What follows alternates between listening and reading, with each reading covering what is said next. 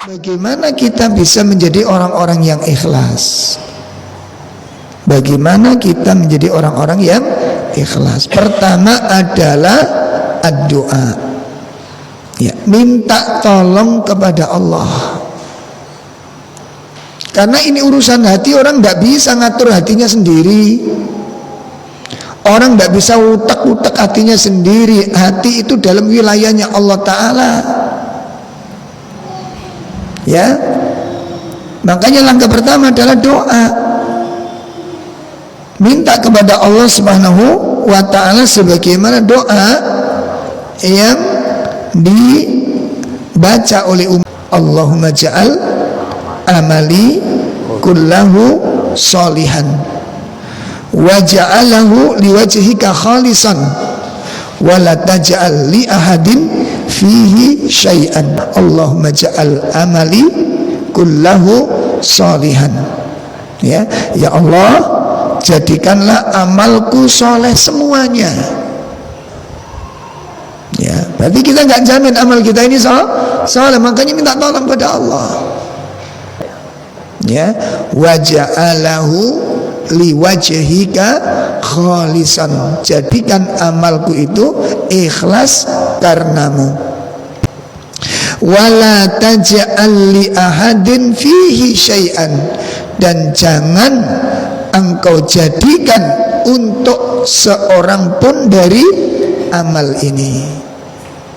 Ini doa yang dibaca oleh Umar bin Khattab radhiyallahu anhu, atau kita baca doa dengan bahasa Indonesia kalau memang kesulitan menggunakan bahasa Arab.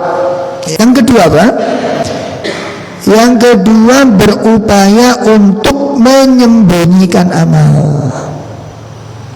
Walaupun hukum asal menampakkan amal itu boleh. Walaupun hukum asal menampakkan amal itu boleh. Jadi kalau diupayakan amal-amal yang tidak semuanya harus ditampakkan. Ya seperti sholat-sholat sunnah, ya, sholat-sholat sunnah diupayakan kita punya amalan-amalan yang tersembunyi. Nah itu salah satu diantaranya, orang bisa khusyuk itu di situ salah satunya. Perhatikan, ketika dia sholat, aku ingin sholat di rumah supaya orang lain banyak tidak tahu tentang amalku ini, maka dia berusaha untuk menyembunyikan amal tersebut. Maka secara otomatis ketika dia tidak ingin dipandang oleh orang, dia ingin dipandang oleh itu, kekhusyukan akan hadir dalam hatinya. Diupayakan semaksimal mungkin amalan-amalan, kita memiliki amalan-amalan yang tersembunyi. Jangan gampang-gampang menunjukkan amal. Ya, terutama yang hobi nge-share. Hobi nge-share ini kenapa? Watuk di-share, difoto di-share, lungguh difoto di-share, mangan difoto di-share, kok maca Quran difoto di-share, ngaji difoto di-share. Apa yang gak di-share niki? Kalau nge-share pengumumannya nggak masalah, Mas mohon hadir, nah, nggak masalah ya. Ini ada jadwal kajian. Tapi kalau amal-amal yang kita lakukan jangan dibiasakan apa? Nah, ditampakkan kepada manusia, kecuali yang memang ada nilai-nilai syiar, ya, tidak masalah. Seperti sebagaimana nasihat yang disampaikan oleh Imam Salamah bin Dinar. Apa nasihat beliau? Qala Imam Salamah bin Dinar, berkata Imam Salamah bin Dinar, seorang tabi'in, beliau mengatakan, uktum min hasanatik. Ya Allah, bagus sekali. Uktum min hasanatika, sembunyikan amal-amal baikmu. Ya, sembunyikan amal-amal baikmu. Kama taktum min sayyiatika, sebagaimana engkau menyembunyikan kejahatan-kejahatanmu. Nasihat-nasihat yang luar biasa, Pak. Sembunyikan amal-amal baikmu seperti engkau menyembunyikan apa? Amal-amal jelekmu. Karena manusia itu kalau punya kejelekan diapain? Disembunyikan. Hah? Disembunyikan, jangan sampai ada orang tahu. Ini nasihat dari Imam Salamah bin Dinar tentang masalah upaya untuk tidak memamer-mamerkan amal. Ya. Yang ketiga, di dalam beramal yang soleh, di dalam beramal yang soleh, la tandur a'malan, jangan engkau memperhatikan, jangan engkau melihat amalan-amalan orang yang fi zamanika, yang hidup di zamanmu. Masya Allah. Jadi kalau kita beramal soleh, ku ojo ndelok amale wong sing beramal di zamanmu. Ya. Namun maka lihatlah, fandur. Maka lihatlah generasi-generasi yang dipuji oleh Allah Subhanahu wa taala. Lihatlah generasi-generasi yang namanya dipuji oleh Nabi Sallallahu Alaihi Wasallam. Apa itu? Generasi para sahabat. Nah, jadi kita harus belajar bagaimana ibadahnya para sahabat, bagaimana ketakwaan mereka, zuhud mereka, qanaah mereka, akhlak mereka. Ini cara yang dilakukan oleh para tabi'in di dalam memperbaiki diri, Pak. Lah nek kula mbek sampeyan ingin memperbaiki diri, ndelok amale wong sing hidup di zaman kita, ya gak api-api, Pak. Karena kita selalu merasa lebih baik. Kita ngaji, mereka enggak. Kita sejamaah, mereka enggak. Kita puasa, mereka enggak. Kita infak, mereka enggak. Kita kenal sunnah, masyarakat belum banyak yang kenal sunnah. Lah kalau kita ingin memperbaiki diri, ngelihat kebanyakan ini enggak bisa memperbaiki diri kita. Ya, makanya jangan kita lihat-lihat gini, lihat para sahabat, bagaimana keimanan mereka. Makanya kita ini Masya Allah, na'udzubillah min syarri dzalik, ya. Kadang-kadang kita enak santai, sholat gak jamaah, ayo gak sedih gitu ya. Gak kehilangan kajian juga gak sedih gitu ya. Ayo dievaluasi lagi, dievaluasi. Maka kita hendaknya kita memperhatikan amalan orang-orang terdahulu. Lihat mereka. Kita buka surat Al-An'am ayat 90. Al-An'am ayat 90. Ya, surat 6. Ulaika alladzina hadallahu fabihudahu muqtadih qul la as'alukum alaihi ajra in huwa illa dzikra lil alamin. Mereka itulah para nabi yang telah diberi petunjuk oleh Allah. Mereka ikutilah petunjuk mereka. Katakanlah Muhammad, aku tidak meminta imbalan kepadamu dalam menyampaikan Al-Quran. Al-Quran itu tidak lain hanyalah peringatan untuk segala umat seluruh alam. Nah, jadi ini harus kita lakukan, berkeinginan. Hendaknya kita ada keinginan, membangun keinginan, menumbuhkan keinginan. Untuk apa? Selalu meneladani cara hidupnya para nabi, para rasul, dan orang-orang yang soleh.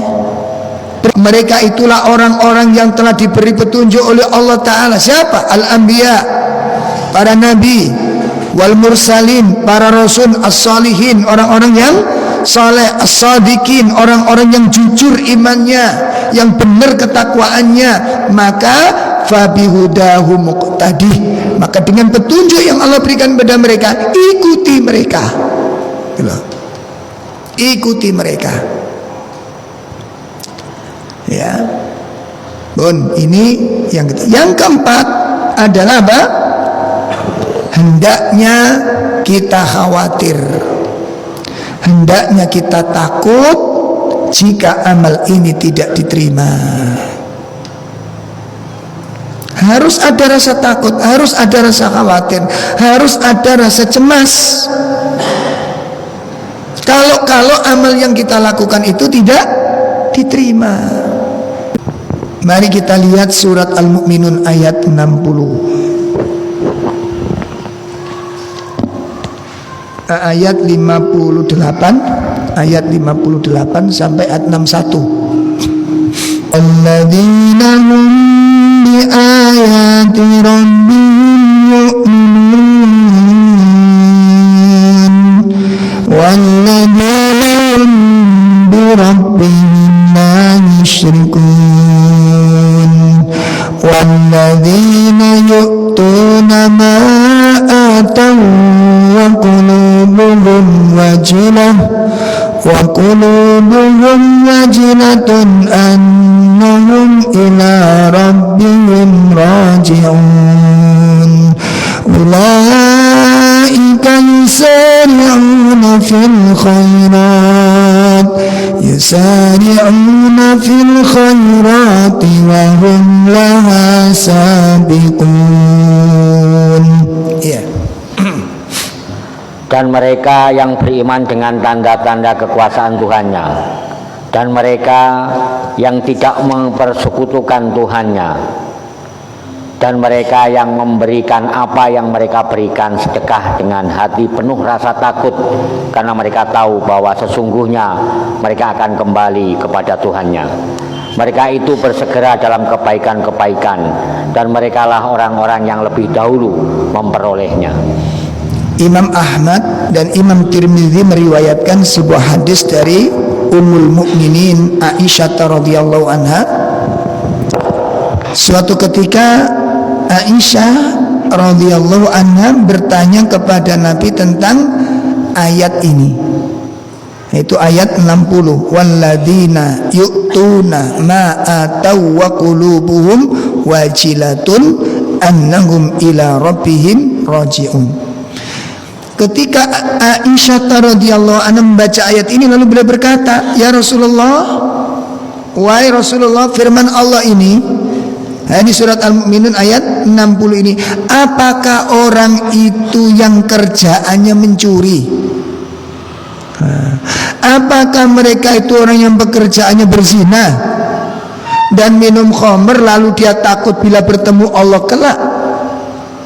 Apa mereka itu orang-orang yang berbuat buruk?" Rasulullah SAW mengatakan, "Bukan wahai Aisyah, bukan demikian wahai putri As-Siddiq, akan tetapi mereka itu adalah orang-orang yang senantiasa sholat,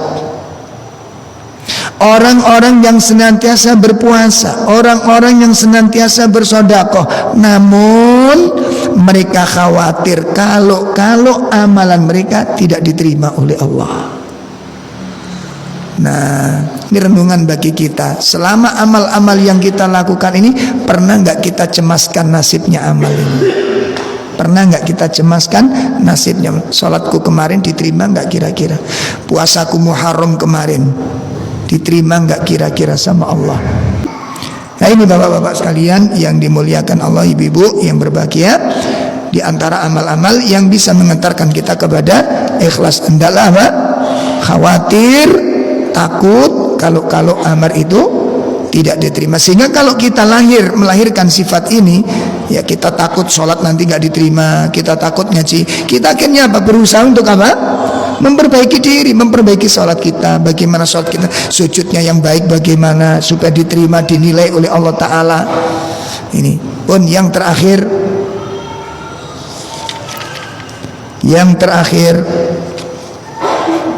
di antara cara untuk mendapatkan keikhlasan adalah tidak terpengaruh dengan ucapan-ucapan manusia. Nah, jadi jangan sampai ucapan manusia ini kan terkali kan, ada dua, satu memuji, yang kedua apa? Mencela. Sudah itu aja nilai manusia itu, nggak ada yang lain. Jamaah sekalian, jadi kalau kita tidak terpengaruh ya dengan ucapan, tidak terpengaruh dengan pujian, insya Allah inilah yang kita harapkan, jalan itu apa yang sesuai dengan apa yang diinginkan oleh Allah Subhanahu wa Ta'ala. Ini kajian yang bisa kita sampaikan dalam masalah bab keikhlasan dan bagaimana kita bisa meraih keikhlasan kepada Allah Ta'ala, dan kita terus saling mendoakan ya antara yang satu dengan yang lain agar kita dijaga oleh Allah Subhanahu wa Ta'ala.